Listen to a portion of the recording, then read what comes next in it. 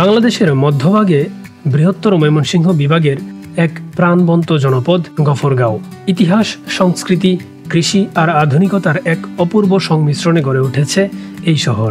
এই গফরগাঁও একসময় ছিল এক শান্ত গ্রামীণ জনপদ এবং আজ এটি একটি প্রাণচঞ্চল শহরে রূপ নিয়েছে। ময়মনসিংহ জেলার অন্তর্গত এই উপজেলাটি প্রায় 3.5 লক্ষাধিক মানুষের বাসস্থল। এখানে রয়েছে একটি পৌরসভা, 15টি ইউনিয়ন এবং বহু গ্রাম, যা মিলেই গড়ে উঠেছে এই গফরগাঁওয়ের বিস্তৃত কাঠামো। গফরগাঁওয়ের ঐতিহাসিক শেকড়ও বেশ দৃঢ়। ব্রিটিশ আমল থেকে শুরু করে বর্তমান সময় পর্যন্ত এই জনপদ নানা আন্দোলন সংগ্রামে রেখেছে গুরুত্বপূর্ণ ভূমিকা। এখানে রয়েছে শতবর্ষী অনেক শিক্ষা প্রতিষ্ঠান, বিশেষ করে গফরগাঁও সরকারি কলেজ, গফরগাঁও পাইলট উচ্চ বিদ্যালয়, বালিকা বিদ্যালয়। এসব প্রতিষ্ঠানে প্রতিনিয়ত তৈরি হচ্ছে নতুন প্রজন্মের আলোকিত মানুষ। এই নগরীতে যোগাযোগ ব্যবস্থা চালু করা হয়েছিল ব্রিটিশ শাসনামলে তৎকালীন রেলপথের মাধ্যমে। সেই শতবর্ষী পুরানো রেল স্টেশন আজও কালের সাক্ষী হয়ে দাঁড়িয়ে আছে এই গফরগাঁওয়ে। শুধু শিক্ষা নয়, অর্থনৈতিক দিক থেকেও গফরগাঁও এগিয়ে আছে। কৃষি নির্ভর এই এলাকার প্রধান উৎপাদন হলো ধান, পাট, সবজি আর রয়েছে আধুনিক মাছ চাষের খামার, যা শুধু স্থানীয় নয়, জাতীয় অর্থনীতিতেও রাখছে বিভিন্ন অবদান। যোগাযোগ ব্যবস্থাও দিনে দিনে উন্নত হচ্ছে। গফরগাঁও রেল স্টেশনটি একটি গুরুত্বপূর্ণ স্টেশন, যেখানে প্রতিদিন হাজার হাজার মানুষ চলাফেরা করে ঢাকা সহ দেশের বিভিন্ন জেলায়। সেই সঙ্গে রয়েছে বাস সার্ভিস, ইজি বাইক, রিক্সা। সব মিলিয়ে একটি চমৎকার শহুরে পরিবেশ সৃষ্টি হয়েছে এখানে।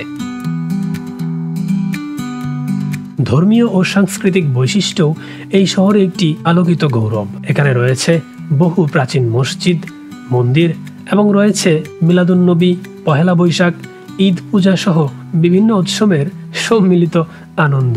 আজকের গফরগাঁও শহর কেবল একটি প্রশাসনিক কেন্দ্র নয়, এটি হয়ে উঠেছে উত্তর ও দক্ষিণ অঞ্চলের একটি সাংস্কৃতিক ও ব্যবসায়িক মিলনস্থল। প্রাকৃতিক সৌন্দর্য, ঐতিহ্য, বৈচিত্র্য আর আধুনিক উন্নয়নের স্পর্শে এটিও আজ একটি উজ্জ্বল সম্ভাবনার নাম হয়েছে অন্যান্য অঞ্চলের মতোই। গফরগাঁওয়ের ইতিহাস মূলত নদী নির্ভর কৃষি সমাজের ভিত্তিতে গড়ে উঠেছে। এই অঞ্চলের পাশ দিয়ে প্রবাহিত হয়েছে ব্রহ্মপুত্র নদ, যা একসময় ছিল একটি গুরুত্বপূর্ণ নৌপথ। এই নদীপথেই রাজা জমিদাররা তাদের পণ্য পরিবহন করতেন আর আশেপাশের জনপদগুলোর সঙ্গে গড়ে উঠেছিল সেই সময়ে বাণিজ্যিক সম্পর্ক। গফরগাঁওয়ের নামকরণ নিয়ে দ্বিমত রয়েছে, তবে ধারণা করা হয় গফুর নামের একজন প্রভাবশালী ব্যক্তি বা জমিদারের নাম থেকে এই এলাকার নামকরণ করা হয়েছে গফরগাঁও, অর্থাৎ গফুরের গ্রাম। আবার অনেকেই বলেন এটি একটি ফরাসি শব্দ। তৎকালীন ব্রিটিশরা এই নাম দিয়েছিল। জমিদারদের আমলে গফরগাঁও কেমন ছিল? ব্রিটিশ শাসনামলে গফরগাঁও ছিল একটি গুরুত্বপূর্ণ জমিদার এলাকা। এখানে বেশ কয়েকটি জমিদার বাড়ির অস্তিত্ব পাওয়া যায়, যেগুলো এখন অনেকটাই বিলুপ্ত। তবে তাদের নির্মাণ শৈলী ও স্থাপত্য আজও কিছু কিছু স্থানে টিকে রয়েছে, যা চলার পথে মানুষের চোখে পড়ে। এখানকার ইতিহাসের সাক্ষী হয়ে রয়েছে শতবর্ষী রেল স্টেশন। 1898 সালের দিকে গফরগাঁওয়ে রেল লাইন স্থাপন করা হয়। এটি ছিল ময়মনসিংহ রেল রুটের অংশ, যা একসময় ঢাকার সঙ্গে উত্তরবঙ্গের যোগাযোগের বিশাল ভূমিকা রাখত। এই রেল স্টেশন ঘিরেই এই শহরের প্রাণকেন্দ্র গড়ে উঠেছে। সবশেষে বলা যায়, প্রাচীন আমলে গফরগাঁও ছিল নদীপথে গড়ে ওঠা এক বাণিজ্যিক জনপদ। ব্রহ্মপুত্র নদের তীরে গড়ে ওঠা এই জনপদ একসময় জমিদারি শাসনের আওতায় ছিল। ব্রিটিশ শাসনামলে রেল লাইন স্থাপন হওয়ার পর এই শহরের গুরুত্ব বেড়ে যায় বহুগুণে।